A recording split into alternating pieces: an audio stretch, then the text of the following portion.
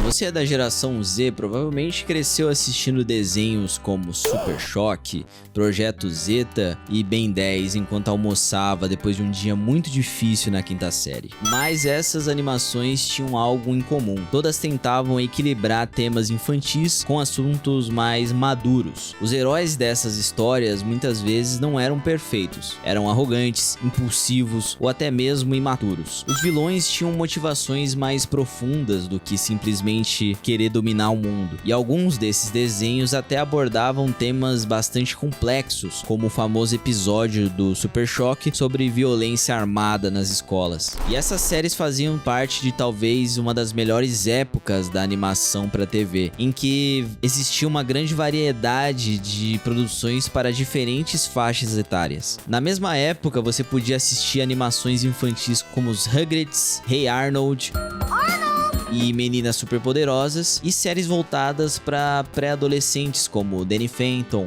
Avatar e Mutante Rex, além de produções mais maduras como Billy Mandy. Não que Billy Mandy seja mega adulto, mas os caras estavam no limite ali do que podia para uma animação infantil.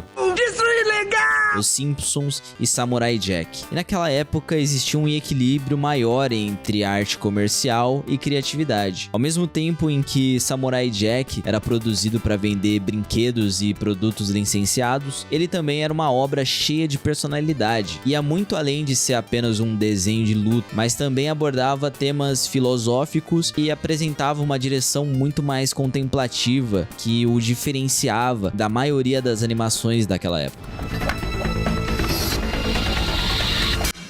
Mas existe um problema nesse tipo de animação mais de ação e voltada para os jovens: o custo de produção. Acabou o dinheiro. Como muitas dessas séries eram focadas em ação, animar cenas de combate era caro e trabalhoso pra caralho. Muitas vezes os estúdios precisavam terceirizar parte da produção para reduzir custos. Não é à toa que algumas aberturas pareciam mais incríveis do que o desenho em si, porque eram estúdios diferentes que animavam cada parte. Mas esse não é o único fator.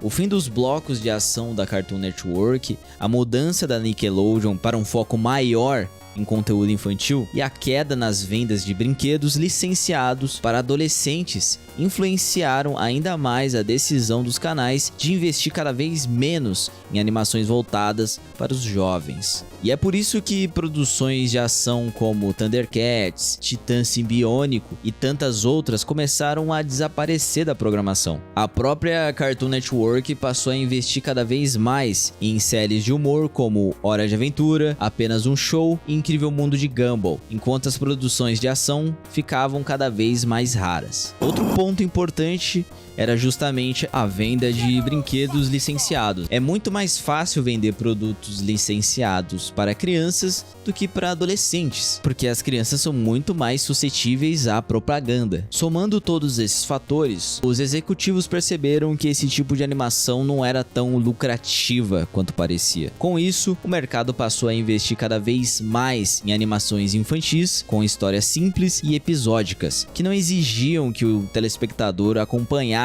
toda a lore e trama para entender cada episódio. E do ponto de vista comercial, também fazia mais sentido focar no público infantil, já que eles tendem a consumir mais produtos licenciados. Como consequência, a animação ocidental acabou se limitando cada vez mais, e foi justamente nesse momento que ela cometeu o seu maior erro: abandonar uma parcela significativa do público jovem. Um erro que acabaria empurrando milhões de espectadores para o seu concorrente oriental. Eu vou ser o ninja mais porreta desse mundo e vá se lascar, sensei. Com a chegada da internet, os jovens foram expostos a um estilo de animação que parecia muito mais empolgante, cheio de ação, personagens marcantes e de vez em quando uns peitinhos ali também. Com um público jovem órfão de narrativas mais complexas, os animes acabaram ocupando esse espaço. Mas não foi apenas esse erro do ocidente que permitiu o crescimento dos animes. O modelo de mercado japonês também contribuiu bastante para isso. Enquanto a animação ocidental passou a se concentrar em dois extremos, produções infantis para crianças pequenas e animações adultas focadas em humor ácido, os animes continuaram oferecendo conteúdos para várias faixas etárias. No ocidente, Infelizmente, muitas animações adultas acabaram seguindo uma fórmula parecida. Personagens com visual simplificado, humor agressivo e uma necessidade constante de provar que eram adultas através de violência exagerada ou piadas sexuais.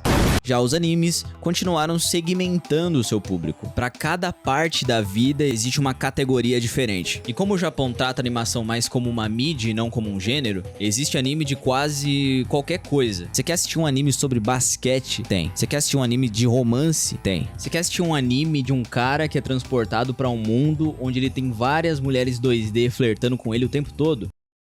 Vai tomar um banho aí, pelo amor de Deus. Mas o mais importante não é nem a variedade de temas. O mais importante é que os animes continuaram oferecendo algo que muitas animações ocidentais deixaram de fornecer. Histórias contínuas, personagens que mudam com o tempo. Enquanto boa parte dos desenhos precisava se reiniciar a cada episódio para facilitar as reprises na televisão, os animes abraçavam narrativas de longo prazo. Personagens erravam, aprendiam, amadureciam e carregavam as consequências de suas decisões por dezenas ou até centenas de episódios. Foi por isso que tantos jovens migraram para o anime. Não porque o anime era automaticamente melhor, mas porque ele estava entregando algo que a animação ocidental havia parado de produzir em larga escala. Mas calma, isso não significa que tudo no ocidente é ruim e que eles perderam a capacidade técnica de produzir animações tão boas quanto as japonesas. Na verdade, existem vários exemplos recentes que provam exatamente o contrário. A gente tem o novo filme do Avatar pra provar aí que os caras ainda mandam muito na animação. Já o filme dos Looney Tunes novo, né, O Dia que a Terra Explodiu, que é um presente aí pra todo mundo que gosta das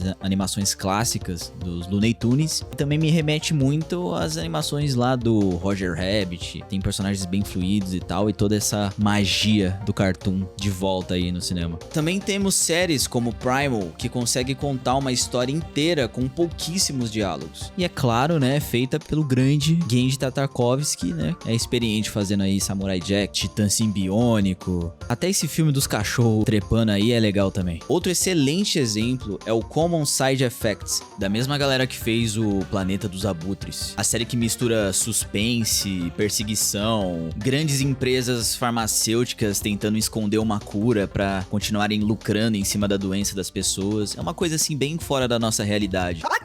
E tem uma direção que deixa muito live action no chinelo, hein? Então fica a recomendação aí. Eu acho que aos poucos o mercado tá entendendo que tem como sim ampliar mais gêneros dentro da animação. E aos poucos talvez seja possível mudar a mentalidade das pessoas para que elas entendam que dá sim para criar mais gêneros, mais histórias utilizando a animação. Mas isso aí a gente vai saber só no futuro.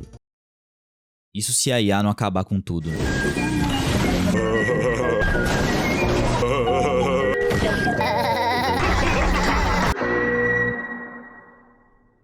Muito obrigado se você viu até aqui. Não esquece de deixar o like, se inscrever e ativar o sininho para receber todos os vídeos desse canal maravilhoso. Eu vou deixar esse vídeo aqui do lado caso você queira ver mais coisa ainda. E um grande abraço pro seu pai Thiago, que é viciado em Isekai de putaria.